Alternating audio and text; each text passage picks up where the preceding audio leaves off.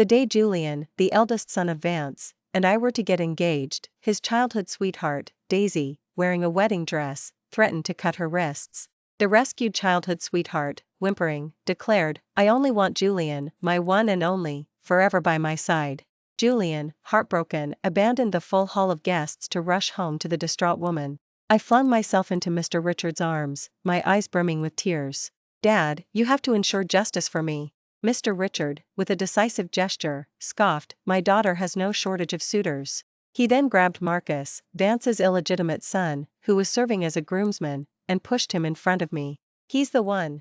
I looked at the handsome man's face. "Perfect.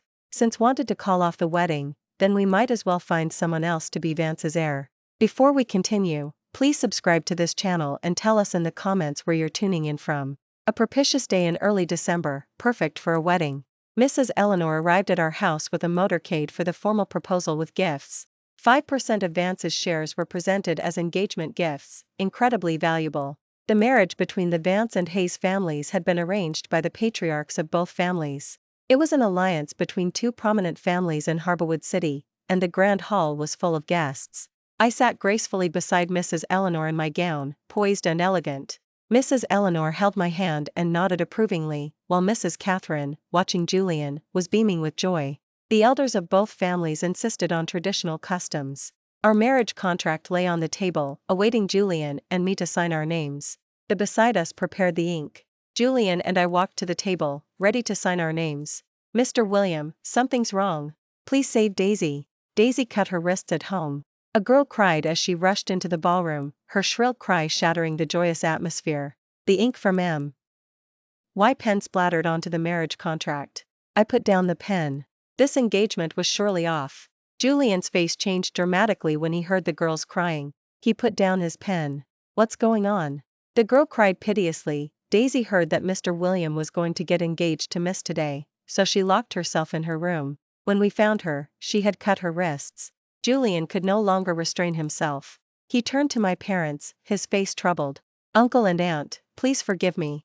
Something has happened with Vance family today. Perhaps we could postpone the engagement."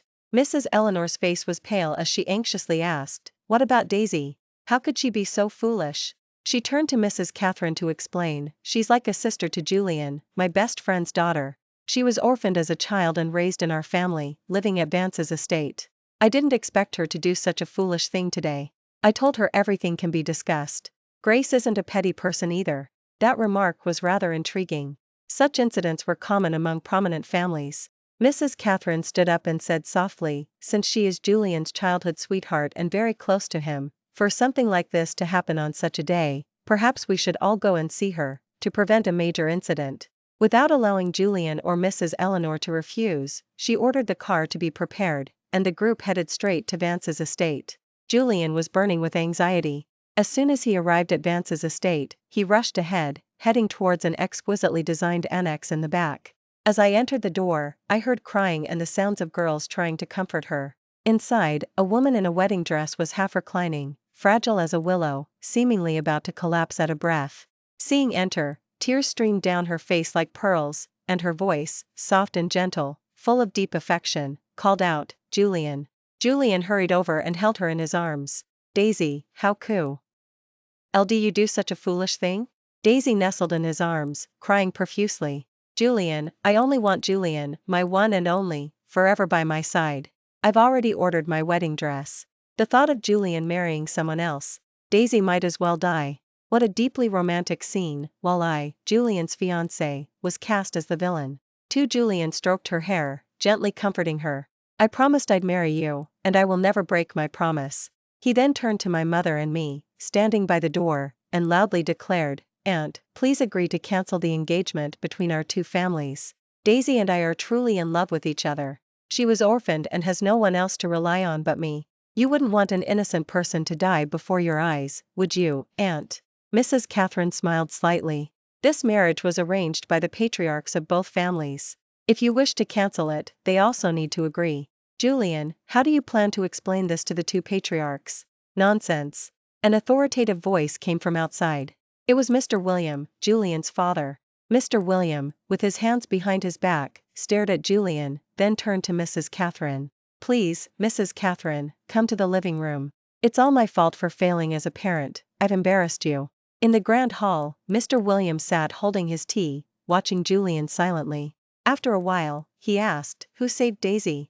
"Dad, I saved her," a man's voice sounded from behind us. A man in a black suit slowly entered. Even in black, he couldn't hide his commanding presence. His sharp, deep gaze gave off an imposing aura. My gaze flickered. He must be Marcus, Vance's second son. He was born to an outside mistress, though acknowledged by the family, he had always been overlooked. I heard he was quite capable, having started his own tech company that was about to go public. Although not Vance's heir, he was exceptional in his methods. Vance's staff replied from behind, "Upstairs, someone was crying F. or help. The master, Marcus, was passing by and saved Mississippi." Mr. William nodded. "Well done." He then stared at Julian. "Julian, what were you just saying? That you want to cancel the engagement with the Hayes family?" Julian knelt on the ground. "Dad, your son and Daisy are truly in love. Even if I married Grace, I wouldn't be happy. Wouldn't that just harm her? Please, Dad, grant our wish." Just then, Daisy rushed in, still in her wedding dress, and knelt beside Julian before Mr. William. "Please, Mr. William, grant Julian and me our wish." After pleading with Mr. William, she turned to me and crawled on her knees. "Miss, you are the heir, you can marry anyone you want. But I have nothing but Julian. Please don't take Julian from me, okay?" she cried profusely. Julian held her, looking pleadingly at Mr. William. Mr. William said nothing, only looking at Julian. "Do you know the consequences of breaking the engagement?" Julian straightened his back. "As long as I can be with Daisy, I'm willing to bear any consequences." Mr. William looked at him with disappointment, then put down his teacup. "You cannot bear it." Mrs. Eleanor spoke up, "Should we talk to your father?" Referring to Grandpa, Mr. Williams said, "An alliance between our two families is not a trivial matter. The alliance between the Vance and Hayes families is deeply intertwined.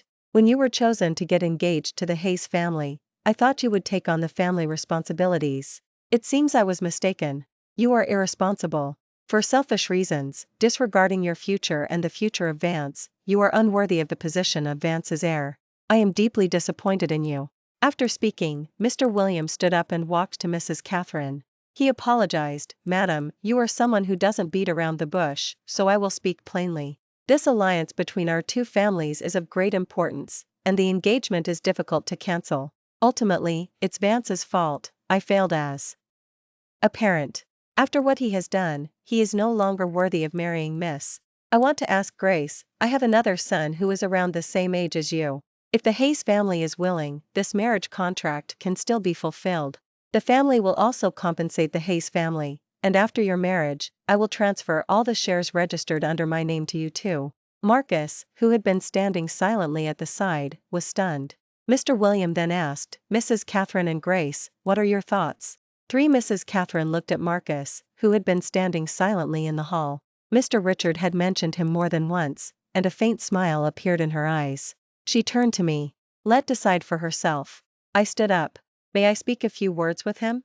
I looked at Marcus. Marcus, who had been silent, was taken aback for a moment, then looked up at me. We stood outside on the estate grounds, where everyone could see us but not hear our conversation. Marcus said, "I know I am unworthy of Mississippi. This is Vance's fault. Rest assured, I will explain the reason to Mr. William, so you don't have to worry." I looked up at him. "Marcus, will you marry me?" Marcus was taken aback by such a direct approach. "I'm rather reserved. I'm afraid I can't be as talkative and entertaining as my brother to charm Mississippi." I replied, "I've heard Mr. Richard mention you. He said you are ambitious and hardworking, with business acumen and decisive judgment. Someone my father praises must be exceptional. I have a terrible temper, and I won't be like other girls who let you mess around outside." He didn't expect me to actually be willing to marry him, and his ears tinged red. Then he smiled. "I'm honored that Miss would consider me. If I could marry you, it would be my greatest fortune." We exchanged smiles. The engagement had already been announced to the world. To call off the wedding now would be a complete disgrace. This resolution was the best outcome. Julian was utterly unworthy of trust. And what if Marcus wasn't born to Mrs. Eleanor? With him as the Hayes son-in-law, who would dare say anything? The wedding between the two families was once again put on the agenda. This time, Mr. William personally oversaw everything, from the engagement ring to the couture wedding dress. Everything was perfectly arranged, making Mrs. Catherine nod approvingly. Because had called off the wedding, Mr. William especially wanted to compensate me. He added an extra 5% of shares as engagement gifts. After the marriage, I wouldn't have to do anything and would already be a major shareholder of Vance. I heard that, under Mrs. Eleanor's supervision, Julian and Daisy's wedding was also set. However, Daisy threw a huge tantrum after seeing the engagement gifts Vance gave me. In her eyes, she was the future lady of Vance, and these should have been hers. She believed she was marrying the heir, so she insisted on getting married before us. Mr. William gave his word. The alliance between the Vance and Hayes families was of utmost importance, so their wedding could not be a grand affair. It could not upstage my and Marcus's wedding. Julian had no choice but to have a rushed wedding and officially got married. This marriage was the subject of gossip among Harborwood City's elite circles for half a month. The esteemed eldest son of Vance, marrying his childhood sweetheart, had a wedding that didn't even leave the family estate. Meanwhile, Marcus and I were married on a private island. It was front-page news, all the media and reporters were invited, and everyone online was following the drama, remarking that the alliance between the two families was extraordinary. After the wedding, I waited in the bridal suite for Marcus to finish showering. When he came out, he looked at me wrapped in my gown, his eyes filled with admiration.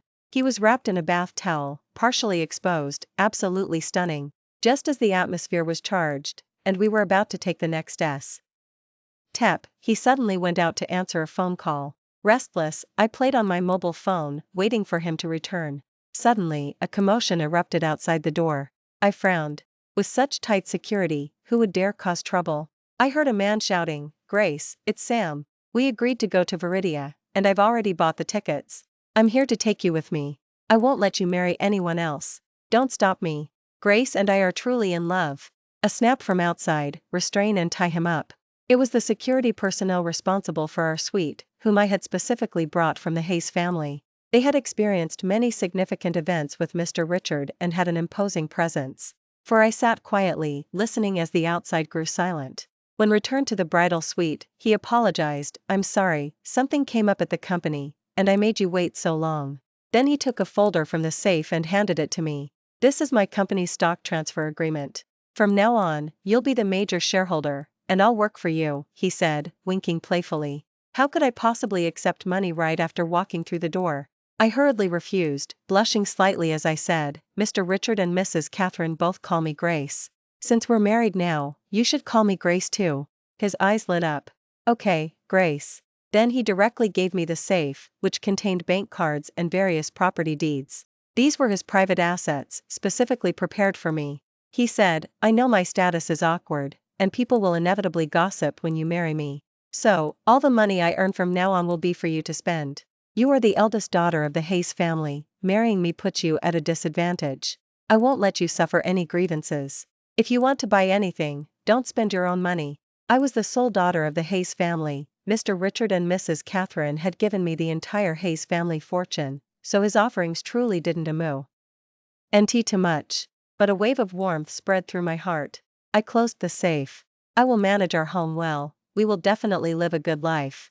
I thought for a moment. "There's one more thing I want to tell you." I told him about the incident of someone breaking in tonight. A brief thought told him someone was up to no good. Startled, he stood up abruptly. "I'll drag this jerk out and get to the bottom of it." I quickly pulled him back. "Someone has him detained. Let's deal with it tomorrow. Tonight is our wedding night."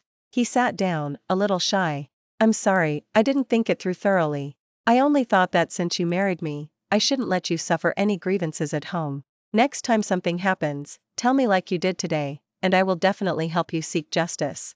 I smiled subtly. He was good to me, and I would naturally be even better to him. This was a very good start. The next day, Marcus and I went to have breakfast with Mr. Richard and Mrs. Catherine. As we walked out the door, we heard an argument. Listening closely, I realized it was Daisy and Julian. Daisy exclaimed, "Why should Marcus's wedding be grander than yours? Why should I suffer this indignity? I am your wife." Julian replied, "Mr. William said not to mention this. Didn't I tell you, Marcus's wedding was decided by Grandpa?" Daisy retorted, "Then why is their bridal suite bigger than ours? You are the legitimate heir of Vance, yet you live in a smaller house than them? Is that acceptable? I'll be too embarrassed to face anyone if word gets out. You might tolerate this, but I won't." Vance's butler appeared and cleared his throat. Mr. Marcus, Mr. William and Mrs. Eleanor are waiting. As soon as his voice sounded, the argument from the garden immediately stopped.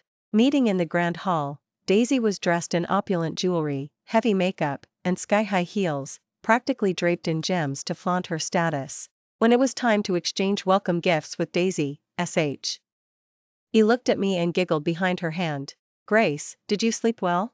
I heard a man broke into your bridal suite last night. They say he's your ex-boyfriend, but I don't believe it. So I've told everyone in the household not to spread rumors. You shouldn't take it to heart. Mrs. Eleanor frowned. Broke into the bridal suite? Ex-boyfriend? 5 even. William looked at her with concern. Daisy, oh, she exclaimed, covering her mouth. It's my fault for being so talkative. Mom, it's just minor matters. I've handled everything, you don't need to worry about it.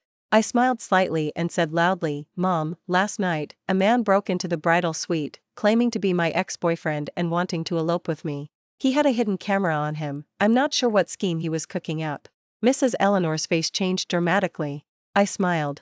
But this person has already been apprehended, don't worry. My people have all experienced significant events with Mr. Richard, so interrogating someone is no problem. Once we have the results, I'll explain everything clearly to Mr. Richard and Mrs. Catherine. My reputation is a small matter, but the reputation of the Vance and Hayes families is significant. If this gets out and makes the news, it would be a disaster, so I will absolutely not be lenient. Every word fell distinctly. Daisy's face turned pale. She stammered, maybe he mistook him for someone else? Marcus sneered. He broke into our bridal suite and even called out Grace. You think he mistook her? If it's really unclear, then let's call the police, to avoid any confusion later. Daisy's legs gave way, and she nearly fell to the floor, clinging tightly to Julian. Julian's face grew increasingly displeased. With her expression, what else was there not to understand for the people in the hall? Mrs. Eleanor forced a smile. The wedding just ended. It wouldn't be good to call the police, it's bad luck. We pretended not to hear and excused ourselves and left. Daisy stayed behind. Before we had gone far, we heard the sound of shattering porcelain. You idiot. Do you have any idea what you're doing? You even wanted to record a video. If word gets out, it would bring shame to the Vance family. How dare you? Daisy cried, Mom, I was wrong. I just wanted to put Grace in her place, to stop her from being so smug. Why should her wedding be grander than mine? I am the young mistress of Vance. Why? Mrs. Eleanor retorted, because she gave that marriage to you. Because she is the eldest daughter of the Hayes family. Mr. Williams said, you had better behave yourself and stop doing things that embarrass the Vance family. Julian exclaimed, how could you do such a thing to Grace? When did you become like this? What happened to your well-mannered, understanding, and empathetic self? From that day on, Daisy behaved herself for a while. That was until Mrs. Eleanor's birthday party. Daisy was Vance's eldest daughter-in-law, so it was her responsibility to manage it, and I enjoyed the leisure. On the day of the banquet, all the families who were close to Vance came. Such parties were excellent opportunities for networking and maintaining connections, so a great many people attended. My best friend leaned in and whispered to me, Julian's wife doesn't seem that great. How could he have dumped you for her? TSK, she looks like a scheming one, you must be careful. I gently pinched her cheek. I'm already married, what nonsense are you talking about? Maybe they're compatible and he just likes that innocent-looking type? If she doesn't bother me, I won't bother her. Vance's wine was air-freighted, and the guests drank and chatted, making it a lively affair. A housemaid approached me and whispered, Madam, Mr. Marcus is drunk and resting in the prepared guest room. He asked for you to come and see him. I nodded, asked someone to prepare a hangover remedy, and as I walked through the garden, I saw a woman in a red gown, unfamiliar to me, rushing past. I okayed at her in confusion. Which guest is that? The maid shook her head. I haven't seen her before, but she looks so familiar. After a moment, it suddenly dawned on her. Ah, this person looks a bit like you, madam. No wonder I said she looked familiar. Looks like me? I glanced at my gown, it was indeed very similar, even the style of the dress. My heart stirred. I made a call, and someone immediately followed. The party was in full swing when a stir suddenly arose. I put down my wine glass and asked a staff member, what happened? Suddenly, someone whispered a few words to Daisy. She immediately exclaimed, what? The guest room. She quickly covered her mouth and looked at me. It's nothing, I'll go check. Then she winked at me. Grace, come with me. I'm afraid I won't handle it well. I stood up. Okay. Some friends I knew well followed me to the guest room, saying, "Grace, don't worry." At such parties, mishaps are the most feared. The staff at the guest room door were running around anxiously. They were about to speak, but then seeing the group behind her, they became even more flustered. "Mrs. Fu, why are there so many people?" Daisy asked. "What happened?" They hemmed and hawed. "We just delivered water to the guest room and heard a woman's voice inside. Clothes were scattered all over the floor outside, and they looked like Mr. Marcus's." I said angrily, "Nonsense." Daisy quickly interjected, "Maybe he's drunk. Let's ask what happened first." She then took the lead, pushed open the guest room door, and sure enough, scattered clothes came into view. A delicate voice of a woman drifted out, "Julian, I'm yours now. You have to take responsibility for me." On the bed in the guest room, it wasn't Marcus entangled with the woman, but Daisy's husband, Julian. Daisy screamed, "Julian, how could it be you? What are you doing?" She rushed over and pulled the woman down. "You seductress. Were you invited to Vance's estate to seduce Julian? Dream on. I'll kill you." Julian was still naked. He grabbed a robe, put it on, and furiously said, "What are you doing? Haven't you caused enough embarrassment?" Daisy cried miserably, "You said you only loved me. Now you're rolling around with another seductress. How could you do this to me?" The staff quickly cleared the room. I tried to persuade Daisy, "Daisy, let it go. How can we make a big fuss about something like this? Mom's birthday is today." She flung my hand away. "Grace, you have a clever scheme. This was your plan all along, wasn't it? The person in the room should have been Marcus." I stared intently at her. "How do you know it was Marcus?" Daisy looked away. "I heard it from others." Marcus, impeccably dressed, entered from outside. "Daisy, you certainly know my whereabouts well.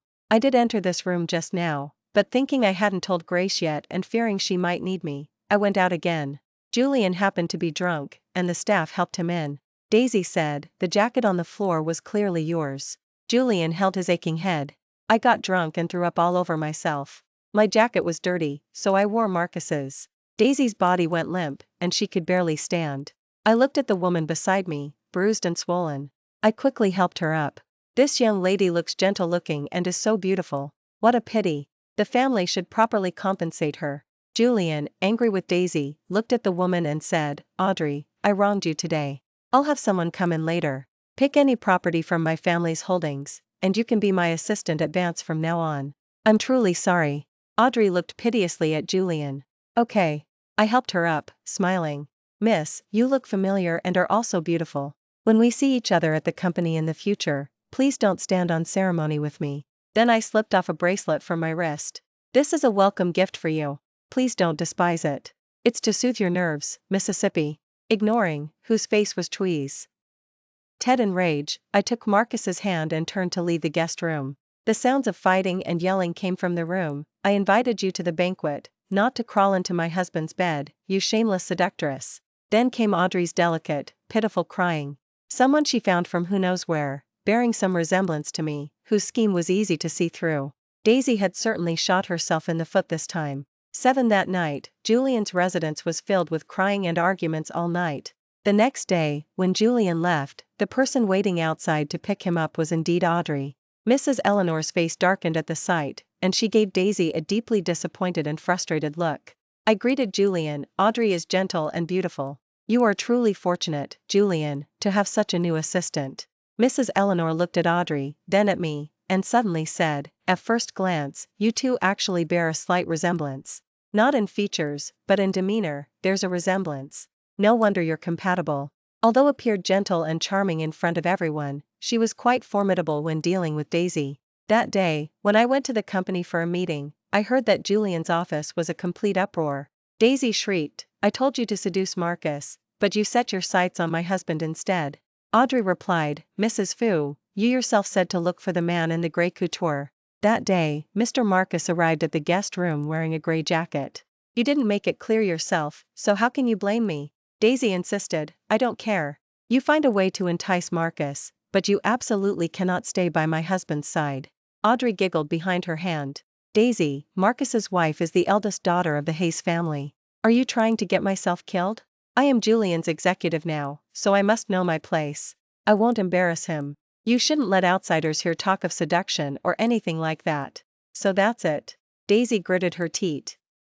The trouble she brought upon herself had now entangled her. Every day she tried to use her status as the boss's wife to bully Audrey, but Audrey would turn around and complain tearfully to Julian. She was beautiful, and her tears streamed down her face. It made Julian soften his heart. Mr. Marcus, Mrs. Fu calls me a seductress every day, but you know I didn't mean to entice you, boo-hoo-hoo. Daisy was completely defeated. During one argument, she even said, "Are you still had feelings for Grace? You must like this seductress because she looks like her." Julian was furious upon hearing this and slapped her across the face. "Do you have any idea what you're saying? Grace is my sister-in-law. If word gets out, the Hayes family could tear you apart. And if it reaches Mr. William and Grandpa, how do you expect to manage the fallout?"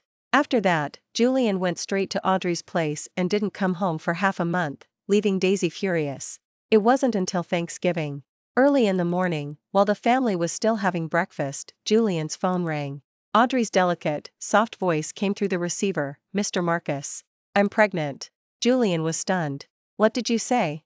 "I had a stomachache last night and didn't dare call you, so I went to the hospital alone. I didn't expect." Julian concealed his hidden joy and guiltily looked at Mr. William and Mrs. Eleanor. Daisy said sarcastically, "She's just a mistress. Her child is illegitimate. What's the hurry?" The whole family fell silent at her words. Julian's face darkened. "Regardless, that's my child, Vance's eldest grandchild." He abruptly put down his chopsticks and left. I looked at Daisy's face, which was contorted in rage, and happily said, "Oh, well, it's Mr. William and Mrs. Eleanor's first grandchild, no matter what. We should definitely inform Grandpa." The joy of 4 generations living together. A few days later, as I returned home from the company, I saw Audrey get out of the car, holding her belly, with Julian's arm around her. "What is this?" Marcus saw me come home, came over, took my bag, and whispered to me, "Julian said it's not good for Audrey to rest during pregnancy alone outside, so he's bringing her back." Mr. William and Mrs. Eleanor tacitly agreed. I glanced at him in surprise but didn't say much. We both returned to our room. But only a few days later, something happened. It was Julian's birthday. He invited a few buddies to the house for drinks. Someone heard his mistress was pregnant and toasted him a few more times, leaving Julian drunk and disoriented. He went to the garden to take a walk to clear his head. As he reached the lakeside, he heard a splash, followed by Audrey's cries for help. Julian rushed over and saw Daisy standing by the lake, and Audrey in the water. "Julian, save me." Julian immediately jumped in and rescued her. He asked the maid to get a bath towel and wrapped Audrey up. Audrey clutched at Julian. "Boo-hoo, Julian, you have to stand up for me." Daisy pushed me in. Julian, startled, stood up abruptly, grabbed Daisy's shoulder firmly, and growled, "Are you crazy? What are you trying to do?" Daisy pulled away from him. "What am I trying to do? When you married me, you promised me you would only have children with me. And now, this slut has moved in. Since you can't deliver on that, let me help you. Get rid of this evil spawn, and nothing will happen." Julian exclaimed, "That's my child. Are you crazy? You're committing murder." Daisy laughed loudly. "Murder, are you scared? You've committed murder before. Back in Viridia, if it weren't for you, the whole family would have." Julian choked her. "Shut up. Are you crazy? Are you trying to get me killed?" Suddenly, another person's voice interrupted. "Back in Viridia, if it weren't for you, there wouldn't have been that fire, and the whole family would have died, no one surviving," Audrey said with a face full of sorrow, standing nearby. Julian and Daisy looked at her in horror. Audrey's face was streaming with tears. "Why do I know?" Julian thought he had done it secretly. To steal someone's wife, he accidentally killed a man. Fearing evidence, he burned down the entire house and returned to the country with Daisy. Julian and Daisy retreated step by step. "Who are you? What nonsense are you spouting?" Audrey stood up, her expression chilling. "Julian, you went abroad to find Daisy back then, but she was already married. You couldn't let her go, so you had an affair with her. Her husband caught you, and you accidentally killed him. You left in a hurry and dropped a watch. It still has Julian's initials on it." She opened her palm, revealing a watch. Marcus also had one of these watches. They were custom made for the 2 brothers, each with their own initials. Julian's face changed dramatically. He reached out to grab it but was dodged. Audrey declared, "My name is Audrey. I am the sole survivor of the Zhao family. My brother clung to this watch even in death. You manipulated everything, leaving me with no recourse. I waited for so long, and finally, Daisy came to find me for the birthday party." A life for a life. I want to get my revenge for my brother. Audrey's face, pale with cold, spoke the most chilling words, her eyes burning with fire, like the massive fire that burned all night years ago. Daisy and Julian collapsed to the floor. She said defiantly, "We don't know what you're talking about. And even if you do, it's been so many years. Who would believe you?" "We believe you." The police had entered from outside. Everyone heard clearly. When we arrived, we were all very shocked. Julian was implicated in a murder case. Julian could barely stand. Daisy knelt on the ground, crying, "This was Julian's doing, it has nothing to do with me." He choked her. "What are you saying? This was all your idea? Now you want to shirk responsibility? No way." The news of Julian and Daisy being taken away for the murder case instantly exploded with gossip in Harborwood City. With witnesses, evidence, and the victim's family all present, the case was quickly tried. Mr. William aged considerably overnight. He hired the best legal team, desperate to get his good-for-nothing son out. But the law reigned supreme, and it was not so simple. As public outcry fermented, Vance's stock prices plummeted. In the end, Julian and Daisy were sentenced to life imprisonment. Vance was taken over by Marcus. Audrey's child was gone. She said she wanted to return to Viridia. I gave her a sum of money to settle down. Live well from now on. Audrey smiled slightly. "Thank you, Mississippi. If it weren't for you, I wouldn't have had the chance to get my revenge." Watching her receding figure, Marcus asked me, "You knew about this all along?" I looked at him seriously. "I didn't know much longer than you did. Back when Vance sent Daisy to study abroad, she secretly got married right after turning 18 to spite Julian. You already know what happened next. After all, he's your own older brother. If such a deadly secret got out, it wouldn't be good for the Vance family, and I was afraid Mr. William and Mrs. Eleanor would blame you." Before I could finish speaking, he held me close. "Grace, you must promise that this is the last time in your life you keep something from me." I hugged him and responded firmly, "Okay." Thanks for watching today's story. If you enjoyed this video, please like and share it with your friends. We look forward to hearing your thoughts in the comments. Feel free to share your views, and don't forget to subscribe to our channel for more exciting stories. See you next time.